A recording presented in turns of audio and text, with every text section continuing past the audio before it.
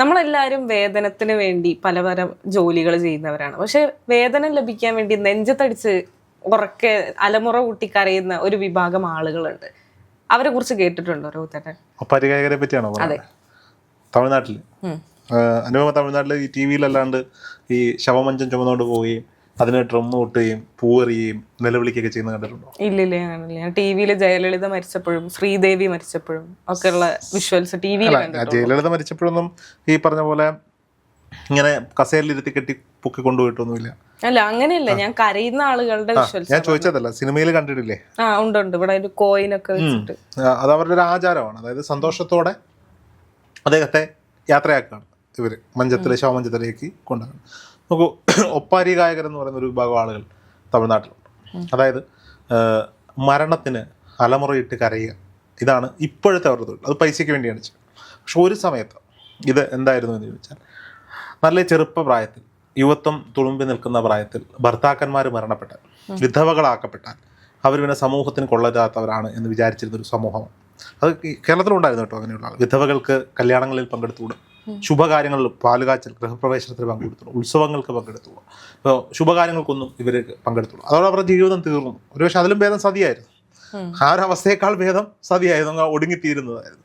ആ ഒരു അവസ്ഥയിൽ അവരുടെ പ്രതിഷേധങ്ങളും അവരുടെ സങ്കടങ്ങളും അവരുടെ സ്വപ്നങ്ങളുമൊക്കെ നെഞ്ചത്തടിച്ച് പാട്ടുപാടി മറ്റുള്ളവരോട് പ്രകടിപ്പിച്ചുകൊണ്ടിരുന്ന ഒരു വിഭാഗമാണ്. അവരായിരുന്നു ഒരു സമയത്ത് ഒപ്പാരി ഗായകൻ എന്ന് പറയുന്നത്. പിന്നീട് അതൊരു ജാതി വിഭാഗമായി മാറി. മരണകർമ്മങ്ങൾക്ക് പോയി പാട്ടുപാടുക, ഒപ്പാരിഗാനം പാടുക, നെഞ്ചത്തടിച്ച് പാട്ടുപാടുന്ന, വിലപിച്ചുകൊണ്ട് പാട്ടുപാടുന്ന ഒരു കൂട്ടം ആളുകൾ. ഇന്ന് പക്ഷേ എന്താ, ഇത് പണത്തിന് വേണ്ടി ചെയ്യുകയാണ്. അതായത് വലിയ വലിയ ആളുകളൊക്കെ, പൈസയുള്ളവരുടെ വീട്ടിലെ ആളുകൾ മരിക്കുമ്പോൾ, പൈസയുള്ള വീട്ടിലെ കൊച്ചുമ്മമാർക്ക് ഇതുപോലെ കരയാൻ, നെഞ്ചത്തടിച്ച് റോഡിലിറങ്ങി കരയാൻ പറ്റില്ലല്ലോ. ഈ ശവമഞ്ച യാത്ര നടക്കുമ്പോൾ അവർക്ക് അങ്ങനെ ചെയ്യാൻ പറ്റില്ല. അതിന് പൈസ കൊടുത്തിട്ട് ആളെ വെച്ച് കരയിക്കുക. കേൾക്കുമ്പോൾ വിചിത്രമായി തോന്നുന്നു. അല്ല, പെട്ടെന്ന് അങ്ങനെ സ്പോട്ടിൽ കരയാൻ ആർക്കാണ് സാധിക്കുക? ഇത് ആത്മാർത്ഥമായ കരച്ചിലല്ലോ. അല്ല, അത് അവർക്ക് സാധിക്കുന്നുണ്ട് എന്നുള്ളതാണ്. അതാണല്ലോ അവരെ മറ്റു തൊഴിലുകളിൽ നിന്നും അല്ലെങ്കിൽ മറ്റു തൊഴിലാളികളിൽ നിന്നും വ്യത്യസ്തരാക്കുന്നത്. ഇപ്പം അഭിനേതാക്കൾക്ക് ഇപ്പം ആക്ഷൻ പറയുമ്പോൾ ക്യാമറയ്ക്ക് മുന്നിൽ നിന്ന് അവരുടെ പേഴ്സണൽ ലൈഫ് എന്താണോ, അല്ലെങ്കിൽ പേഴ്സണൽ ലൈഫിൽ അവർ നേരിടുന്ന കാര്യങ്ങളെ ടോട്ടലി മാറ്റി വെച്ചുകൊണ്ട് അവർ ആ കഥയ്ക്ക് അനുസൃതമായി എന്താണോ വേണ്ടത് അതാണല്ലോ ക്യാമറയ്ക്ക് മുന്നിലേക്ക് അവതരിപ്പിക്കുന്നത്. അതേപോലെ തന്നെ അല്ലെങ്കിൽ അതിനോട് താരതമ്യപ്പെടുത്താൻ അവരുടെ തൊഴിലാണ്, പരിഗായകരുടെ തൊഴിലാണ് അത് ചെയ്യുക. അതിനൊരു ദിവസക്കൂലി. നമ്മുടെ നാട്ടിലൊക്കെ ഈ ജൂനിയർ ആർട്ടിസ്റ്റുകളെ സിനിമയ്ക്ക് കൊണ്ടുപോകും. പിന്നെ മറ്റു ചില രാഷ്ട്രീയ നേതാക്കൾ ജൂനിയർ ആർട്ടിസ്റ്റുകളെ എന്തിനു കൊണ്ടുപോകും? രാഷ്ട്രീയമായ സമ്മേളനത്തിനുണ്ട്. അത്തരത്തിലൊരു രാഷ്ട്രീയ നേതാവിൻ്റെ വീഡിയോകളും വിഷ്വൽസും ഒക്കെ നമ്മൾ കണ്ടിട്ടുണ്ടായിരുന്നു. ഞങ്ങൾ എന്തിനാ കൊണ്ടുവന്നതെന്ന് അറിയില്ല, പക്ഷേ വൈകുന്നേരം ഞങ്ങൾക്ക് 500 രൂപ കിട്ടും എന്ന് പറയുന്ന ചില രാഷ്ട്രീയ നേതാക്കൾ നമ്മൾ ഈയിടയ്ക്ക് കണ്ടത്. ഇത്തരത്തിലാണ് അവർക്ക് കൊടുക്കുന്ന കൂലിക്കുള്ള പണി ചെയ്യുന്നു. രാവിലെ മുതൽ വൈകിട്ട് വരെ നെഞ്ചത്തടിച്ച് പാട്ട് പാടും. 2-3 മണിക്കൂറത്തെ കാര്യമുള്ളൂ. ആ വീട്ടിൽ നിന്ന് അവിടെ സെമിത്തേരികളുണ്ട്, അവിടെ ഇത് അടക്കം ചെയ്യുന്ന സെമിത്തേരികളുണ്ട്. ആ സെമിത്തേരികളിൽ വരെ, അല്ലെങ്കിൽ എന്താണോ ദഹിപ്പിക്കുന്ന എന്താ പറയുക, ശ്മശാനങ്ങളുണ്ടാവും. അവിടെ വരെ ഈ നെഞ്ചത്തടിച്ച് പാട്ടുപാടി ഇത് കളറാക്കി കൊടുക്കുക. അവിടെ മറ്റൊരു വാദ്യോപകരണം വെച്ച് കൊട്ടും, കുറേ പേര് ഡാൻസ് ചെയ്യും, തപ്പാങ്കൂത്ത് ഡാൻസ് ചെയ്യും. ഇവർ നെഞ്ചത്തടിച്ച് വിലപിച്ചുകൊണ്ട് അയ്യോ പോയേ, അമ്മ പോയേ, നിങ്ങൾ തിരുമ്പി വാങ്ങുമോ എന്നൊക്കെ പറഞ്ഞ് പാട്ടൊക്കെ പാടി ഇതിനെ ഇങ്ങനെ കൊണ്ടുപോകും. ഇതൊക്കെ പക്ഷെ നോക്കൂ, നമ്മുടെ നാട്ടിൽ ഈ ജാതി സമ്പ്രദായങ്ങളുണ്ടായത് തൊഴിലിനെ അടിസ്ഥാനപ്പെടുത്തിയാണ്. അപ്പോൾ നമ്പൂതിരിമാർ, അവർ ഭഗവാനുമായി അടുത്ത് നിൽക്കുന്നവർ, പൂജ ചെയ്യുന്ന ജോലി തിരിച്ചല്ലേ ആയിരിക്കില്ലേ? അത് എങ്ങനെ തൊഴിലുകൾ ജാതി ഒരിക്കലും അല്ല. ജാതി സമ്പ്രദായം വന്നത് തന്നെ അവർ ചെയ്യുന്ന ഒരു തൊഴിൽ ചെയ്യുന്ന ഒരു സമൂഹത്തെ, അത് നമുക്ക് കുലത്തൊഴിൽ എന്നല്ലേ നമ്മൾ പറയുക, ആ കുലത്തിൻ്റെ തൊഴിലാണ്. ഇപ്പോൾ വിശ്വകർമ്മജ സമൂഹമുണ്ട്. അവിടെ തന്നെ മരപ്പണി ചെയ്യുന്നവർ, അവരെ ആശാരിമാരെന്ന് വിളിക്കാറില്ലേ? സ്വർണ്ണപ്പണി ചെയ്യുന്നവർക്ക് തട്ടാന്മാർ എന്ന് വിളിക്കാറില്ലേ? ഇരുമ്പിൻ്റെ പണി ചെയ്യുന്ന കൊല്ലന്മാർ, ഞങ്ങളുടെ നാട്ടിലെ പദപ്രയോഗമാണ് കൊല്ലന്മാർ എന്ന് വിളിക്കുന്നുണ്ട്. നായന്മാർക്കിടയിൽ തന്നെ പല വിഭാഗങ്ങളുണ്ട്. അവിടെ മാരാർ സമുദായങ്ങൾ, അവർക്ക് വാദ്യോപകരണങ്ങളുമായി ബന്ധപ്പെട്ട ജോലി ചെയ്യുന്നവരാണ്. പണ്ടാര നായന്മാർ, അതായത് പപ്പടവുമായി ബന്ധപ്പെട്ട പണി ചെയ്യുന്ന ആളുകളുണ്ട്. വിളക്കിത്തല നായന്മാർ, അവർ ഈ എന്താ പറയുക, കട്ടിങ് ഷേവിങ്, തുണി അലക്കൽ, ഇങ്ങനെയുള്ള പണികൾ ചെയ്യുന്നവർ. ഞാൻ പറയുന്നതിൽ എന്തെങ്കിലും തെറ്റുണ്ടെങ്കിൽ ആ സമുദായവുമായി ബന്ധപ്പെട്ട ആളുകൾ ക്ഷമിക്കണം. ഞാനത് കൃത്യമായി ഈ ജാതി വ്യവസ്ഥയെ, ആ ഒരു ഉപവിഭാഗങ്ങളുടെ വലിയ വിവരം എനിക്കില്ല, അത് ഞാൻ സമ്മതിച്ചുകൊണ്ടെന്ന് പറയുകയാണ്. അപ്പോൾ സ്വാഭാവികമായും ഓരോ തൊഴിൽ ചെയ്യുന്ന സമൂഹങ്ങളെ ഓരോ ജാതിയായി തിരിച്ചു എന്നാണ് ചരിത്രം പറയുന്നത്. അപ്പോൾ സ്വാഭാവികമായും ഈ ജ്യോത്സ്യം നോക്കുന്നവർ ഗണക സമുദായങ്ങൾ അവരുടെ ജോലി എന്താണ്? കബഡി നിരത്തുക, മറ്റുള്ള കാര്യങ്ങൾ. നമ്മൾ ഈ കൊങ്ങിണികളിൽ തന്നെ പല വിഭാഗങ്ങളുണ്ട്. പൂണൂലിട്ടവരും കണക്ക പ്രഭു, പൈ എന്നൊക്കെ പറഞ്ഞ് വിവിധ ജാതികൾ അതിനുള്ളിൽ തന്നെയുണ്ട്. അത്തരത്തിൽ തൊഴിൽ ചെയ്യുന്നവരെ ജാതീയമായി വേർതിരിച്ചതുപോലെ ഈ പറയപ്പെടുന്ന ഒപ്പാരി ഗായകർ അവർ ആ തൊഴിൽ ചെയ്യുന്നവരെ ഒരു സമൂഹമാക്കി മാറ്റപ്പെട്ടു. ദേവദാസികൾ കേട്ടിട്ടില്ലേ? ദേവദാസികളുടെ ജോലി എന്താണ്? അവര് രാജാക്കന്മാർക്ക് വേണ്ടി നൃത്തം ചെയ്തിരുന്നവരാണ്. നൃത്തം ചെയ്തവരാണ്. അവർ പിന്നീട് വേശ്യാവൃത്തിക്ക് വിധിക്കപ്പെട്ടു.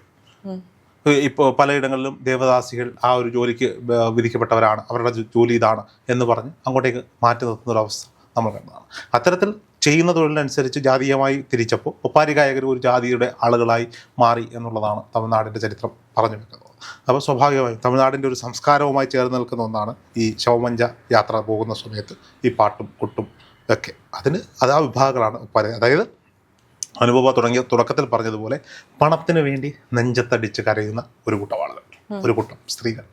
അല്ല, അതിലും നല്ലത് അവരെ വിധവകളെ മാറ്റി നിർത്തുന്നു എന്നതിലുപരിയായിട്ട് അവർക്ക് ചെയ്യാൻ പറ്റുന്ന ഒരു തൊഴിലാണല്ലോ ഇത്. അതെ. അപ്പൊ അവർക്ക് ഉറപ്പായും അതിനെ കുറ്റം പറയുന്നില്ലല്ലോ. അത് അവരെ കൊണ്ട് ചെയ്ത് ഇതിന് പണം കൊടുക്കാൻ ആളുണ്ടെങ്കിൽ അത് അവർ ചെയ്യട്ടെ. ഇപ്പം നോക്കൂ, തുടക്കത്തിൽ പണ്ട് നമ്മൾ ഈ പഠിച്ചിട്ട് വന്ന സമയത്ത് ഈ ഫോട്ടോ എടുക്കാൻ പോകുമായിരുന്നു. വിഷ്വൽ കമ്മ്യൂണിക്കേഷൻ്റെ ഭാഗമായിട്ട് ഫോട്ടോഗ്രാഫി, വീഡിയോഗ്രാഫി ഒക്കെ ഉണ്ട്. അപ്പോൾ ഹിന്ദുക്കളായിട്ടുള്ള ആളുകൾ, നമ്മുടെ സംസ്കാരത്തിൽ ജനിച്ചു വളർന്ന ആളുകൾ മരണപ്പെട്ടാൽ ഫോട്ടോ വീഡിയോ ഒന്നും എടുക്കും? ഇല്ല. ക്രിസ്ത്യൻ. പക്ഷെ ക്രൈസ്തവ വിഭാഗങ്ങളിൽ പോകുമ്പോൾ അവർക്ക് ഫോട്ടോ മാൻഡേറ്ററി ആണ്. അപ്പോൾ ഞാൻ ആദ്യമായിട്ട് എൻ്റെ ഒരു സുഹൃത്തിൻ്റെ അപ്പൂവൻ മരിച്ചപ്പോൾ ഫോട്ടോ എടുക്കാൻ പോയി. പൈസയ്ക്ക് വേണ്ടിയിട്ടല്ല, സൗഹൃദത്തിൻ്റെ പുറത്ത്. അപ്പോൾ ഞാനൊരു സുഹൃത്തിൻ്റെ ക്യാമറയൊക്കെ വാങ്ങി ഫോട്ടോ എടുക്കാം. എനിക്ക് ഭയങ്കര ചമ്മല. കാരണം നമ്മുടെ അവിടെ മരണപ്പെട്ട് കഴിഞ്ഞാൽ എങ്ങനെയാ? നമ്മുടെ വീടുകളിലൊക്കെ മരണപ്പെട്ട് കഴിഞ്ഞാൽ എനിക്ക് 20 വയസ്സുള്ള സമയത്തെ കാര്യമാണ് ഞാൻ പറയുന്നത്. ഞാനങ്ങനെ ഈ ക്രൈസ്തവരുടെ മരണവുമായി ബന്ധപ്പെട്ട് ചില ചടങ്ങുകളിലൊക്കെ ദൂരെ നിന്നേ കണ്ടിട്ടുള്ളൂ. ഇത് ഫോട്ടോ എടുക്കാൻ ദൂരെ നിന്ന് കാണാൻ പറ്റില്ലല്ലോ, അടുത്ത് പോയി കാണണ്ടേ. അപ്പം ഞാൻ അവിടെ വന്ന് പള്ളിയിൽ അച്ഛൻ പ്രാർത്ഥിക്കുന്നു, ഫോട്ടോ എടുത്തു. അവിടെ കുറച്ച് പേര് ഇരിക്കുന്നു, എൻ്റെ ഫോട്ടോയൊക്കെ എടുത്തു. പുറത്ത് വീടിൻ്റെ ഫോട്ടോയൊക്കെ എടുത്തു, പന്തലിൻ്റെ ഫോട്ടോയൊക്കെ എടുത്തു.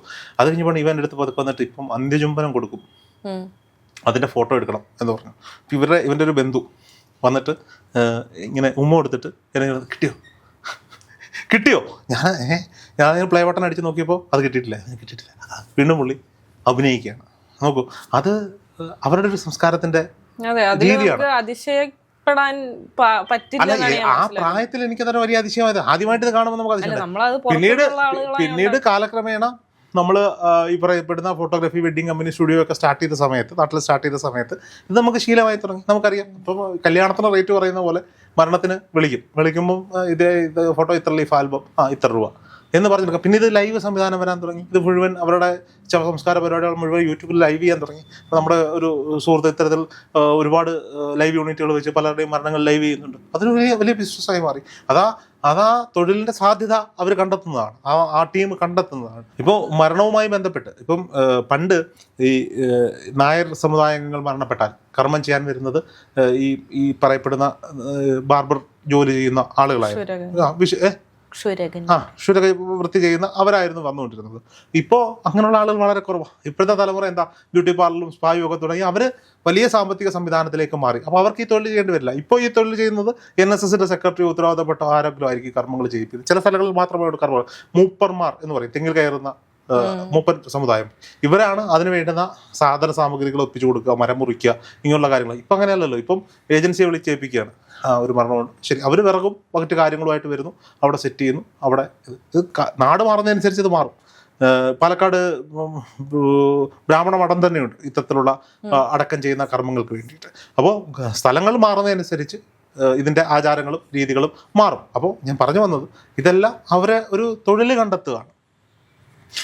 ഓരോരുത്തർ ആളുകളും അതിൻ്റെ ഒരു തൊഴിൽ. ഇപ്പം ചാണകവിരളിയിൽ ദഹിപ്പിക്കുന്ന ആളുകളുണ്ട്, വിറകിൽ ദഹിപ്പിക്കുന്ന ആളുണ്ട്, മാംവിറകിൽ ദഹിപ്പിക്കുന്ന ആളുകളുണ്ട്, ചൂള കൂട്ടി ദഹിപ്പിക്കുന്ന ആളുകളുണ്ട്, ട്രഡീഷണൽ രീതിയിൽ ദഹിപ്പിക്കുന്ന ആളുകളുണ്ട്, ഗ്യാസ് സിലിണ്ടറിന്റെ സപ്പോർട്ടോടുകൂടി. അങ്ങനെ ഈ അടുത്ത് എറണാകുളത്ത് കണ്ടതാണ്. ഇലക്ട്രിക് ശ്മശാനങ്ങൾ സർക്കാർ സംവിധാനത്തിലുണ്ട്. വീട്ടുമുറ്റത്ത് തന്നെ ദഹിപ്പിക്കണമെന്ന് ആഗ്രഹിക്കും. ഞാൻ അടുത്ത് കണ്ടതാണ്, ഒരു ഗ്യാസ് സിലിണ്ടറിൽ നിന്ന് ഗ്യാസ് കൂടി ഇതിലേക്ക് കണക്ട് ചെയ്തിരിക്കുകയാണ്. അപ്പോൾ പെട്ടെന്ന് കത്തിത്തീരും. അപ്പോൾ ഇതൊക്കെ ആളുകൾ അതിൻ്റെ തൊഴിലാക്കി മാറ്റി, അതിൻ്റെ സംവിധാനം. അത്തരത്തിലാണ് ഈ ഒപ്പാരി ഗായകരും അത് അവരുടെ തൊഴിലാക്കി മാറ്റിയിരിക്കുന്നു, അവരുടെ വരുമാന മാർഗമാക്കി മാറ്റിയിരിക്കുന്നു. അതിൽ നമുക്ക് തെറ്റു പറയുകയല്ല. അങ്ങനെയും ഒരു ജനവിഭാഗം നമുക്കിടയിൽ ജീവിക്കുന്നു, തൊട്ട് അയൽവക്ക സംസ്ഥാനത്ത് ജീവിക്കുന്നു എന്നുള്ളത് ആളുകളിലേക്ക് പറയുക മാത്രമാണ് ചെയ്യുന്നത്.